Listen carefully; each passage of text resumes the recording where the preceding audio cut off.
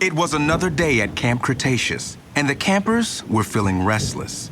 Their scheduled zipline adventure for the day had been canceled due to unforeseen weather conditions, namely, a relentless rainstorm that seemed destined to devolve into thunder and lightning at any moment.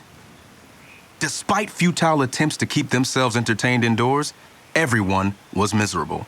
Their counselors Dave and Roxy came in to check on them at one point to confirm that they would in fact be staying put for the day. While a poncho could protect them from the rain, it wouldn't protect them from the possibility that a stray lightning bolt might decide to strike the zipline mid-excursion. Just before Dave and Roxy departed, the kids caught wind of some incoming ranger communication over the walkie-talkies. Alert! We have an asset that needs immediate attention. A stegosaurus is injured on the other side of the island. Roxy, Dave, are you able to assist with this situation? Roxy replied immediately, saying, Copy that! Unfortunately, we can't provide backup at this time as we're en route to meet Miss Deering. Before hurriedly heading out of the door in an attempt to brief Claire on some recent safety concerns that had arisen in the park. Darius perked up immediately. Did you hear that? He asked hurriedly. We have to figure out how to do something. Ben instantly objected, exclaiming, Oh, no, we don't. If even Dave and Roxy aren't going, then there's certainly nothing we can do. Besides, how are we even supposed to figure out where they are? Unfortunately for Ben, he was quickly outnumbered, and the rest of the campers were quick to brainstorm the most effective transportation method when Kenji piped up. We may not be able to zipline from the observation tower, but that doesn't mean we can't climb up there and get a vantage point.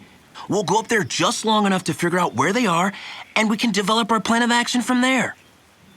Normally, this might have taken more convincing, but the collective restlessness plus the knowledge that it was a relatively harmless stegosaurus removed the group's hesitation.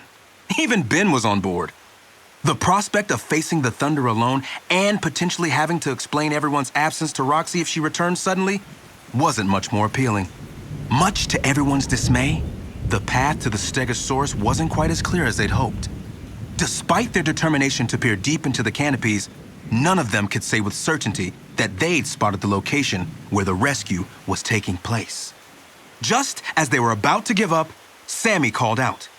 Look! Down there! Everyone's gaze followed her outstretched finger, which was pointing to two rangers who were running on foot, clearly in response to something frantic. Y'all, I bet they've been called as backup. They're sure to lead us right to that poor stegosaurus. And what if that's not where they're headed? Ben objected, but to no avail. The rest of the group was already racing down the stairs even more quickly than they ascended in an attempt to keep the Rangers' trail. Despite their best efforts, their tracking skills proved to be no match for what was now just shy of a torrential downpour. Any semblance of footprints was quickly erased as the dirt beneath them transformed into mud. Between that and the consistent thunder which drowned out any voices that would normally serve as guidance, the group quickly realized they were lost.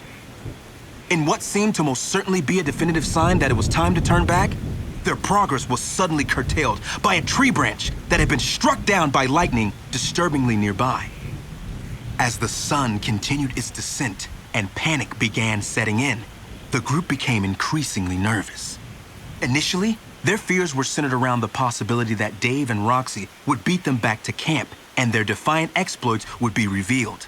But the stakes immediately raised as they heard an ominous roar in the distance between thunder breaks. The group looked at one another fearfully. What kind of dinosaur was that? Kenji asked Darius somewhat frantically. For the first time, Darius was stumped. With the gravity of the situation now undeniable, Brooklyn noticed a black van driving towards them.